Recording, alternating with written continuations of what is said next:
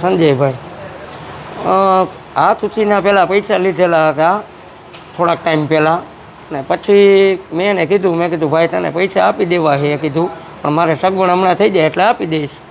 તો કે એમ ન હાલે, આમ ન હાલે ને તેમ ન હાલે ને સીધી માંડ્યો ગારું બોલવાનું, સીધો ગાડીમાંથી ઉતરીને માંડ્યો મારામારી કરવા સીધો. મારા પાર્ટનર રહીને બધા આડા પડ્યા, ગાડીમાં પરાયણે ધક્કો મારીને મને કહે બે જા અત્યારે કે તારું મર્ડર કરી નાખવું હોય, અને ગાડીમાં ધક્કો મારીને મને બેહારવાની પૂરી ટ્રાય કરી.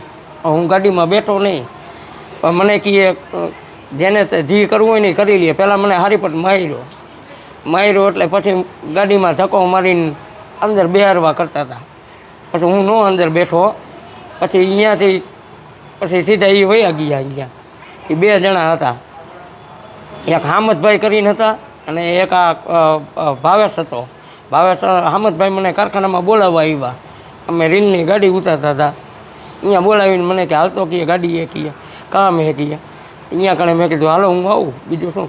મેં કીધું હાલો આપણે ચા પાણી પીએ. તો ઠીક છે, ચા પાણી કાંઈ નથી પીવાના, સીધી મા બેન અમાણીને ચા ભાન એવી સીધું માંડ્યા ગારું બોલવા. તારો ભાઈ આમ ને તને હાઈન થઈ ત્યાં વિચારી દઉં, જેને જે મારું કરવું હોય એ કરી લઈએ, ખાતાવાળા એ ઉકેલી લઈએ ને જેને જે મારું કરવું હોય એ કરી લઈએ કીએ.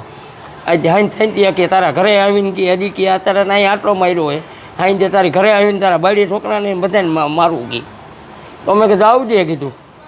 અત્યારે મને આ લાગ્યું હતું, પગમાં લાગ્યું હતું ને આંખ ઉપર લાગેલું છે ને ફડાકાને ઝપાઝપીને એવી રીતે ધોકો નહીં કાઢવા જતો હતો, પણ મારા પાર્ટનરની બધા આડા પડ્યા એટલે ધોકો ન કાઢી ગયો ને પછી બધા ભેગા થઈ ગયા એટલે એ વયો ગયો.